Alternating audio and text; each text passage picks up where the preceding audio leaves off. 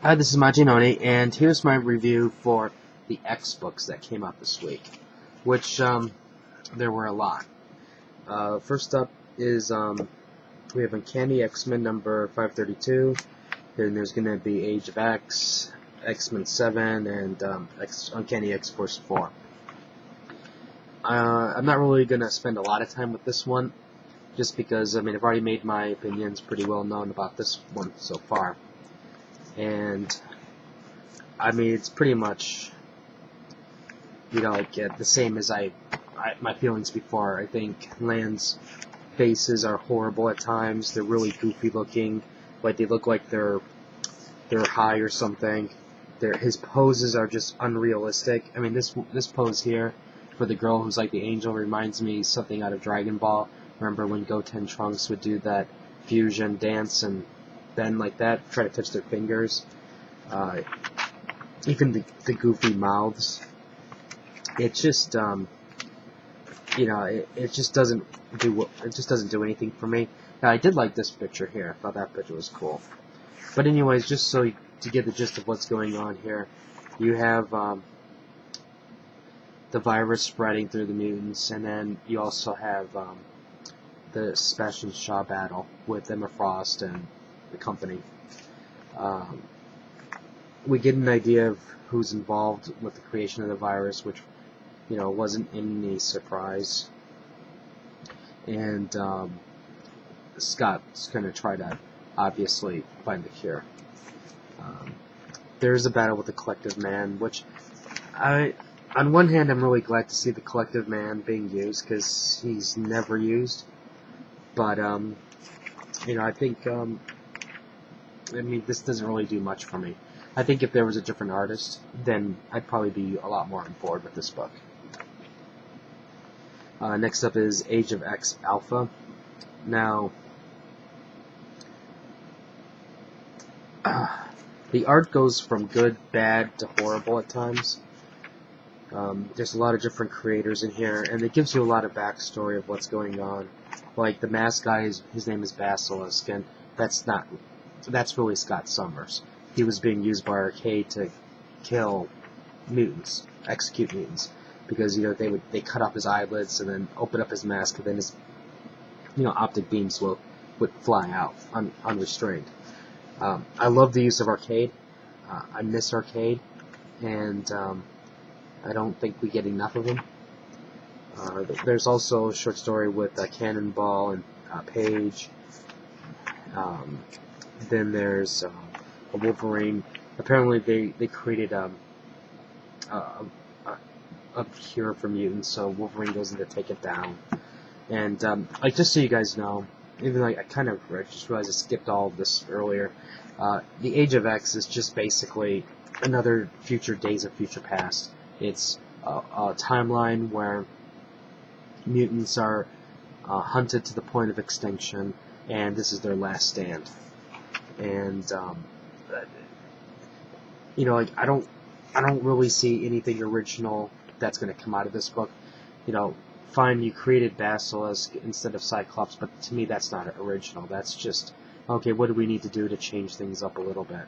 Try to make it for a new generation. And if anything, that's all this book is an attempt. It's an attempt at, Days of Future Past, Age of Apocalypse, and, Age of X, So, I'm not sure if I'm not sure if I'm on board with this storyline yet. I'm kind of curious, but I'm not really that. Next up is X-Men number 7. Basically, Scott Summers and Emma Frost hired a PR company, and they're going around, they're trying to figure out how to promote the X-Men so everybody would love them. And this is kind of like a weird transition story, I guess you can say.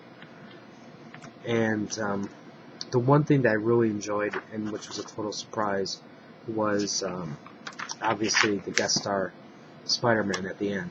Now, I knew Spider-Man was going to be in this because of the cover, but I was really surprised at the villain. I didn't catch on to it until the last page, and then I was like, oh, that's who the villain is. I get it now. And which really upsets me, because I should have known about that earlier. The art, I think the art for me is a love-hate relationship. Let's see, who's it by? By Chris Bachalo. Now, I think there's moments of greatness and there's moments where I don't really like it. Like, for example, I love the Wolverine picture there. The Colossus picture there is, I think, I really like. And there's some, there's some really good things that are going on in here. But, there's parts of it that just, I don't know, I think my problem is with Emma Frost. I think that's what really is distracting me the most about the artwork. Not that, she's the blonde, it's the fact that she's a blonde, prissy with, what she's wearing, look at what she's wearing, and she's going into a sewer. So, I think that's kind of funny, but the way they draw her, it makes her, doesn't give her, the authority figure that she is. So I think that's my major problem. But overall, I mean, it's, I'm enjoying it. I enjoyed it. And finally, Uncanny X-Force number 4. This is the best. I saved the best comic for last. I cannot give this book more praise than it deserves. I mean, it deserves a lot. There's so much good in this book that I can spend 30 minutes just explaining how good it is, which I won't. Don't worry about that. The art is still fantastic. The writing is still fantastic. If you remember, the X-Men are all splintered out, and then they're going to try to kill Apocalypse. You have this scene here was just amazingly awesome, where Deadpool is feeding Archangel, and because he got hit by famine, and he's cutting his own arm to feed him. I was like, that was awesome. There was, I'll pull the picture up here, panel up here. Oh, here we go. Wolverine going ballistic and killing people is just amazing. This is Wolverine of old. And, look, this is not a miss. Those claws are going right through the guy's head, skull. And I was just like, oh, this is just beautiful. There was a surprise twist ending. I'm not gonna ruin it, but as I was getting to the end of the book, I'll say this. I was like, you've got to be kidding me. You are not going to go down this path. I'm going to hate you. I will rip this comic in a billion pieces if you do what I'm thinking you're about to do. And I was rewarded by that not happening. And the way it ended, it